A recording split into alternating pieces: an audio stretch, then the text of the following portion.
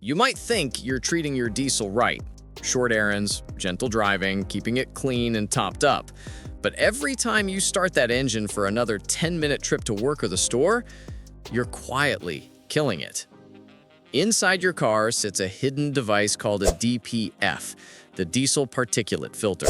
It's meant to protect the planet, but for millions of diesel owners, it's become a $5,000 ticking time bomb. And what's worse, most mechanics won't warn you until it's already failed. Number 1. The filter that saves the world and destroys engines.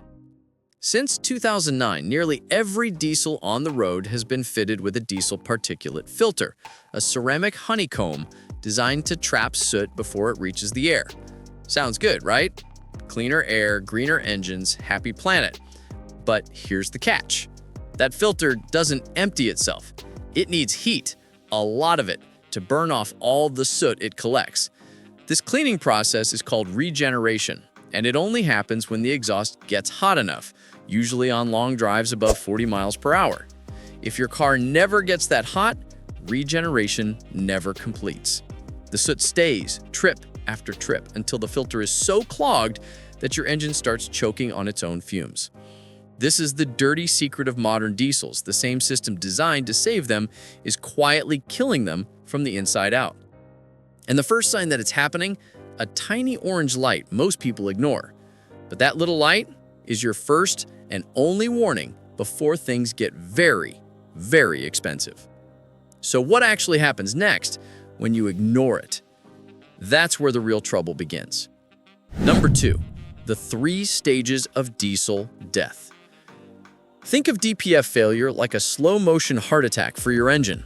Stage 1, the warning light flicks on. Your car's computer is basically begging you to go for a 10-minute highway drive to clear out the soot.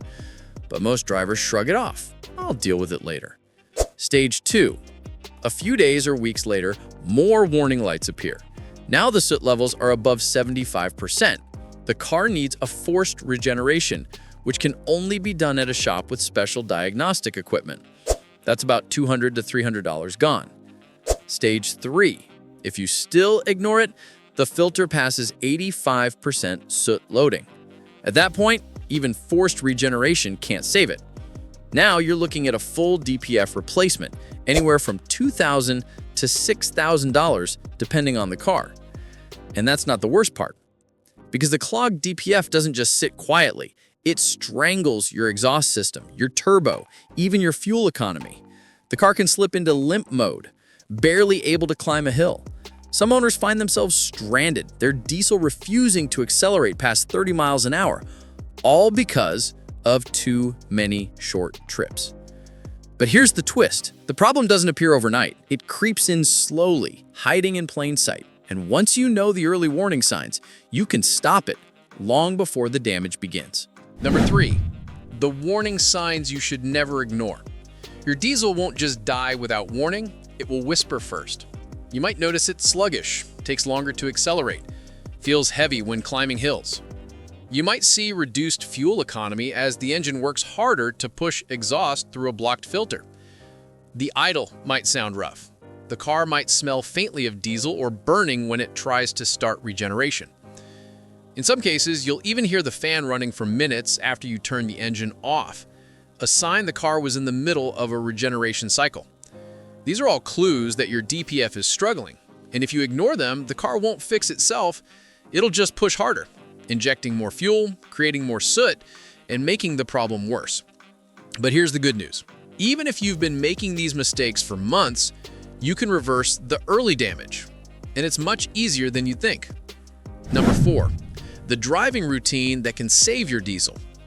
Every diesel owner needs to learn one simple truth. These engines are built for long hauls, not short hops. The best thing you can do for your DPF is what's called a maintenance drive. Once a week, take your car out for at least 20 to 30 minutes at a steady highway speed. Keep the revs above 2,500 to 3,000 RPM so the exhaust stays hot enough for regeneration to complete. That's it. One solid drive a week can extend your DPF's life by years. When you finish your trip, don't shut the car off immediately. Let it idle for a minute or two. If the engine revs are higher than usual, that means regeneration is still finishing. Wait until the revs drop back to normal before turning it off. Think of this as preventative medicine for your diesel, a simple routine that can save you thousands. But what if your lifestyle doesn't allow for long drives? Well, then we need to talk about a hard truth most dealers won't say out loud.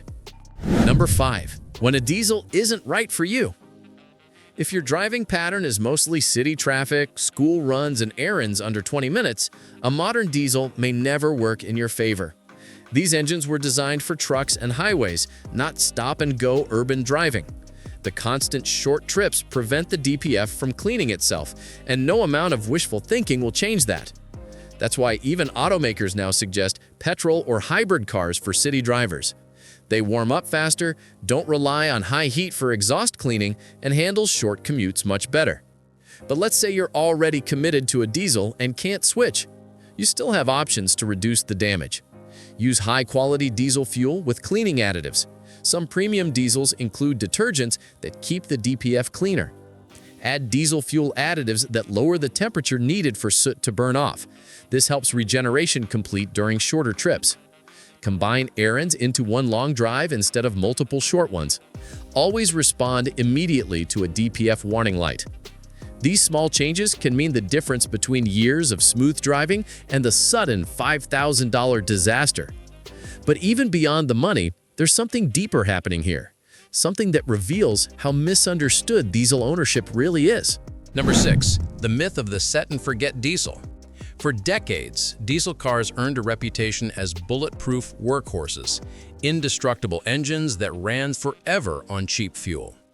And for older models, that was true. But modern diesels are a different species entirely. With all the emissions tech and electronic controls, they've become precision machines. Efficient, yes, but unforgiving. The moment you treat them like the old ones, they start to fight back. They're no longer the drive anywhere, anytime engines they used to be. They demand certain conditions: heat, speed, and time. It's not that diesel is dying, it's that diesel evolved, and many owners never got the memo. The people who understand this, who learn the rhythm of their engines, who give them the highway time they crave, end up with cars that last 300,000 miles or more. Those who don't end up with clogged filters, endless repair bills, and a sour taste for diesel forever. But here's the best part. Once you know the truth, you're in control.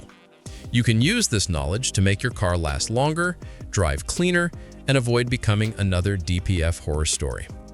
And it all starts with one change: how you drive tomorrow.